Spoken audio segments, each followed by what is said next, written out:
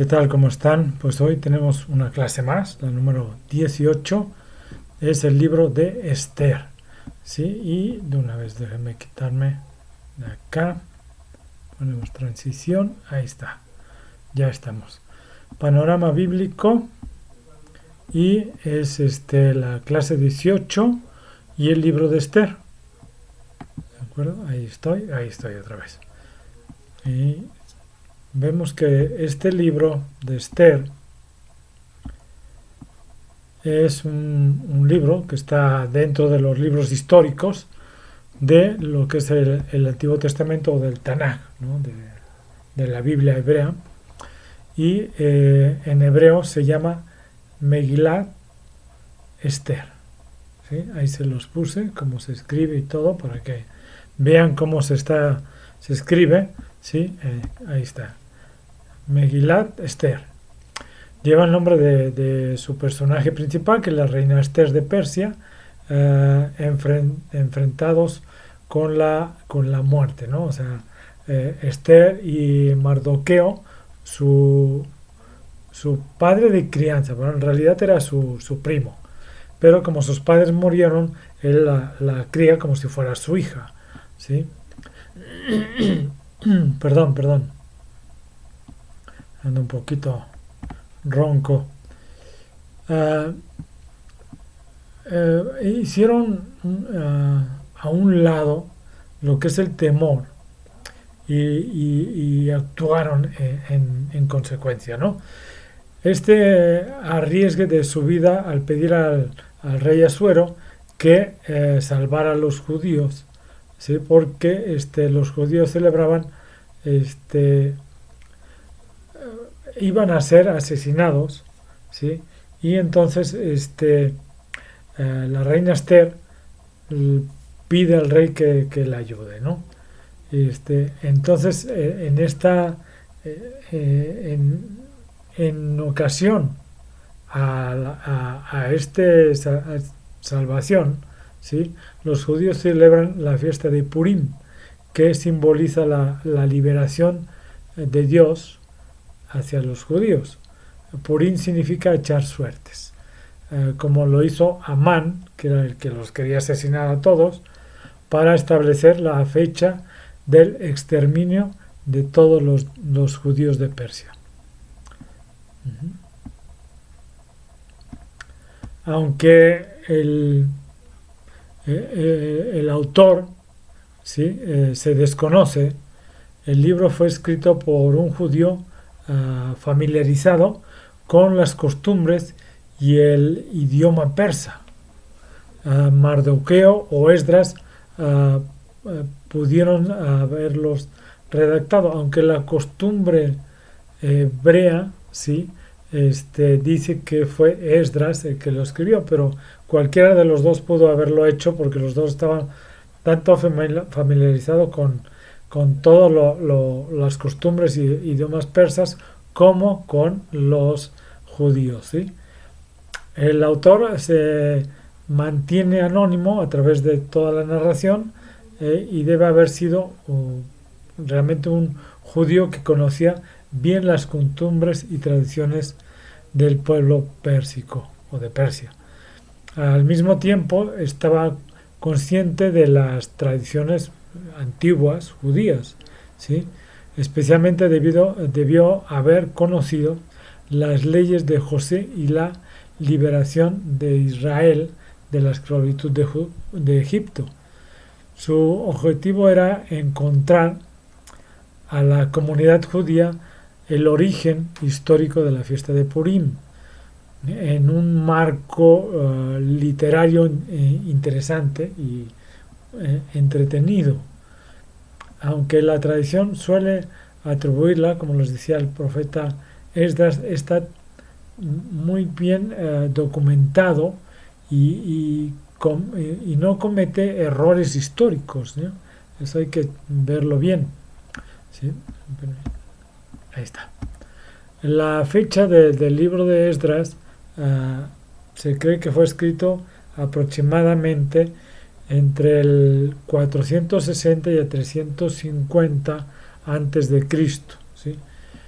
desde la perspectiva lingüística, basados en el libro de Esther, perdón, se ha ubicado en una época persa o de la helenística temprana, o sea, del pueblo griego, ¿sí? Temprano, por tres razones fundamentales. El hebreo que se emplea en el libro de Esther tiene muy poco en común con el descubierto en Qumran, en las cuevas de Qumran. El texto de Esther no presenta la influencia griega característica del periodo helénico, y los libros son los que Esther tenía cierta afinidad literaria y lingüística relacionada con el periodo persa, ¿sí? Ahora, Esther era una judía bella, huérfana, que se convirtió en la esposa oficial del rey persa Asureo. Generalmente se considera a Asureo, como el monarca Jerjes I, que sucedió a Darío I en el año 485 a.C. y gobernó durante 20 años sobre 127 provincias desde la India hasta Etiopía. Asureo vivió en Susa, la capital de Persia. En este tiempo ciertos números de judíos se encontraban aún en Babilonia, pese a que habían sido declarados libres para regresar a Jerusalén. Si se acuerdan, en Esdras 1 y 2, ¿sí? Ahí lo menciona, hacía más de 50 años, ¿sí?, que se les había permitido regresar a Jerusalén. La historia se desarrolla durante un periodo de 4 años, todo lo que es el libro de Esther, que se inicia en el año tercero del reinado de Jerjes I, ¿sí? Ahora, el propósito del libro de Esther es exponer exponer la providencia de Dios, especialmente con respecto a su pueblo elegido, que es el pueblo de Israel, ¿sí? El libro de Esther registra la institución de la fiesta del Purim y la obligación de observación perpetua, o sea, de realizarla perpetuamente, ¿no? El libro de Esther fue leído en las fiestas de Purim para conmemorar la liberación que trajo Dios a la nación judía, pero también de Esther. Los judíos aún el día de hoy leen Esther durante Purim, la fiesta de Purim. Los intentos por descifrar el origen judío de la fiesta de Purim ha sido pues infructuosa, ¿no? El mismo nombre de la fiesta relata su origen no judío. La palabra Purim proviene del singular pur, significa suerte, ¿sí?, o suertes, y posiblemente se relaciona con la palabra babilónica purú, que como acepción principal tiene el mismo significado, echar suertes, ¿sí? La narración que se incluye en el libro de Esther se sitúa en Susa, como habíamos dicho, según el libro de Esdras 1.1. Ahí lo podemos ver, y es en la misma ciudad que está ocurriendo todo esto. Una de las capitales del imperio persa, que era esa, y donde vivía precisamente el rey Asureo, ¿sí? También conocido como Jerjes I, ¿sí? Hay que tenerlo en cuenta, históricamente, ¿sí? Según el libro de Esdras 4.6, ahí menciona todo esto que les estoy comentando. La obra presenta el origen de la fiesta de Purim, según el libro de Esther 9, 16, 32 al 32. ¿Sí? Ahí lo podemos ver, el establecimiento de esta festividad. Se celebra la salvación de la comunidad judía en el momento de crisis y persecución. en medio de un gran despliegue de lujos orientales, Asureo repudia a su esposa, la reina Batis, y la sustituye por Esther, una bellísima adolescente judía, prima y pupila de Mardoqueo. Entre bueno, la reina Basti, se supone que el rey quería que porque era muy guapa, ¿no? Muy bella, entonces quería que todos los príncipes vieran su belleza, pero ella no acepta salir a donde está el rey para que la vean todos, y entonces se enoja mucho y ahora sí que se divorcia de ella, ¿no? La quita como reina y la sustituye por Esther, esta adolescente judía. Amán, primer ministro del imperio, surge un grave conflicto que culmina con una orden real. Ese conflicto lo tiene con Mardoqueo, ¿sí? Porque Mardoqueo también servía con el rey, ¿sí? Tenía su relación con el rey Asureo. Él formaba parte de los consejeros y todos los que estaban ahí, ¿sí? Y entre o sea, Mardoqueo y Amán surge este problema y surge un grave conflicto y que termina con una orden real cursada a cada una de las provincias de todo el imperio Persia o pérsico, de destruir, matar y aniquilar a todos los judíos, jóvenes, ancianos, niños y mujeres, y apoderarse de sus bienes en un mismo día, hacer todo en un solo día. Esto lo podemos ver en Esther 3:13. También ahora, con la ayuda de Esther, se arriesga a su propia vida al darse cuenta de lo que estaba en juego en ese momento.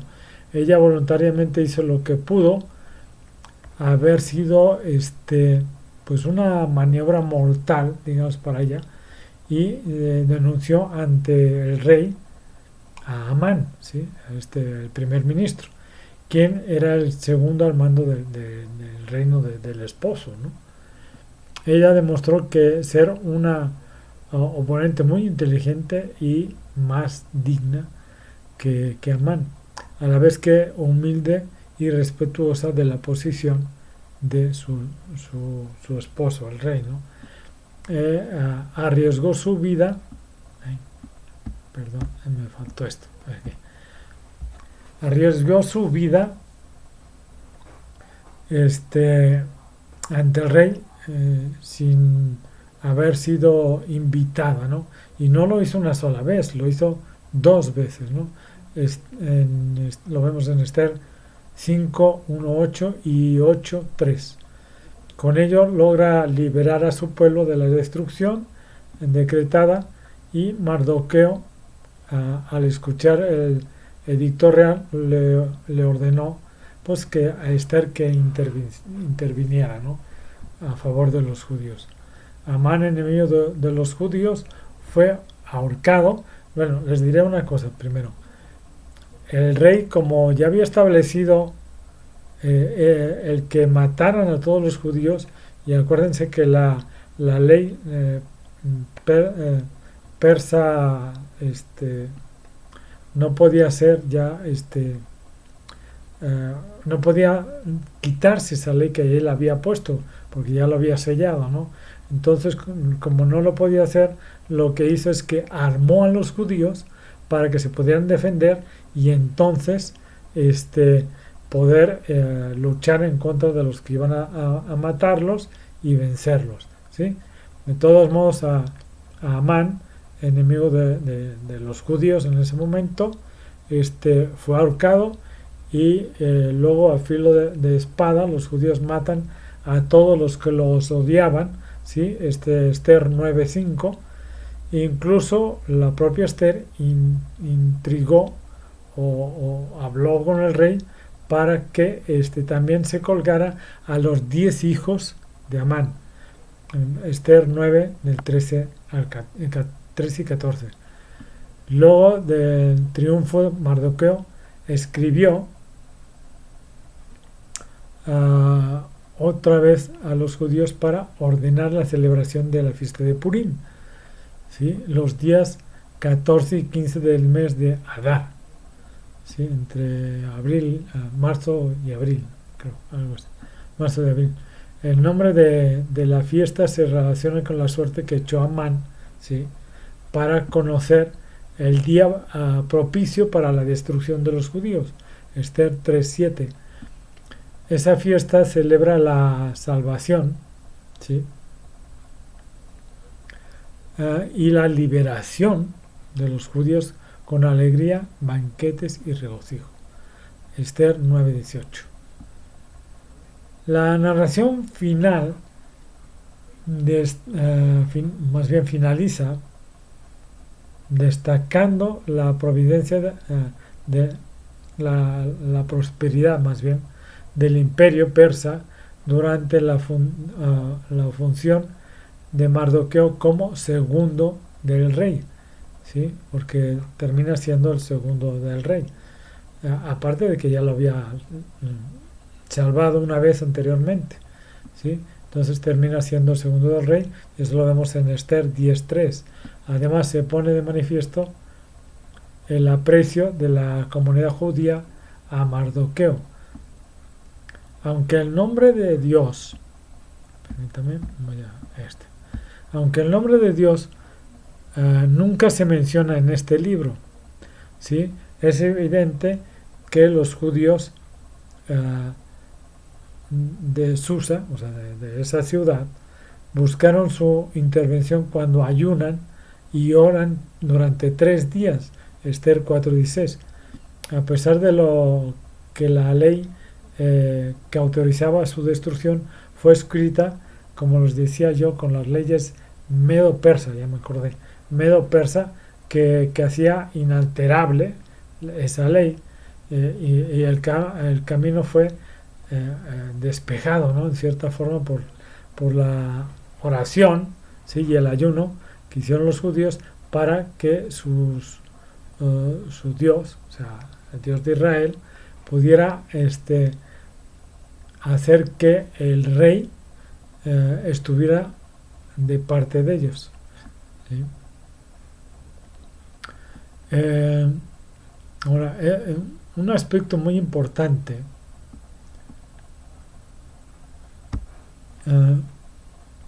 interesante también en el libro de Esther es que, como les digo, no se menciona el nombre de Dios en la narración. Esta peculiaridad se repite en la Biblia solo en otro libro, en el Cantar de los Cantares, ¿sí? En la evaluación teológica del libro de Esther le han descubierto varios, de todos modos, varios valores importantes, ¿no? Dentro de la narración. Esta narración destaca la providencia divina. Dios interpreta en la historia, interviene en la historia y cambia radicalmente el futuro y la suerte del pueblo judío. Ese acto de salvador y libertador puede relacionarse con las grandes intervenciones de Dios en el pueblo hebreo, o sea, en la historia de Israel, ¿sí? O, no sé, Éxodo 3, 12 al 15, o Josué, Jueces, o sea, en todos estos libros vemos esa intervención de Dios, ¿no? En la narración, el nombre de Dios no se menciona explícitamente, pero sus acciones libertadoras se ponen de manifiesto en medio de una situación de crisis y peligro mortal para el pueblo, ¿no? Entonces vemos la acción que transforma el ambiente de muerte y lo convirtió en una celebración de vida, ¿sí? Aquí está. Ok. eh, una característica importante del libro de Esther es que cuenta con una serie de adiciones al texto griego, en el texto griego, que no tiene el, el, el texto masorético, ¿sí? Cambia un poco. Estas adiciones griegas al texto de Esther añaden 107 versículos de los 167 del texto masorético, ¿sí? Tiene 107 versículos de más que el otro, ¿sí? ¿Por qué? Porque da un enfoque mayor hacia la acción de Dios sobre lo que hizo para que todo esto cambiara, ¿sí? Incluso oraciones que en el masorético no están y aquí sí están, sueños que en uno están y en otro no están, la interpretación del sueño, cosas así, ¿no? O sea, varias cosas de este tipo que en el griego sí están y en el otro no. Ahora, el libro de Esther muestra la elección que hacemos entre ver la mano de Dios en las circunstancias de nuestra vida y ver las cosas como mera coincidencia, ¿no? O sea, muchas veces no ponemos esa atención. Dios es el soberano gobernante de todo el universo, ¿no? Y podemos estar seguros de que sus planes no serán cambiados por la acción de un simple hombre malvado, ¿no? O sea, todo está conforme a su voluntad y designio, ¿sí? Aunque su nombre no es mencionado en el libro, su cuidado providencial por su pueblo es evidente, ¿sí? Tanto a individuos como a la nación, ¿sí? Es evidente en todas las partes, como lo dice Mardoqueo a Esther, ¿no?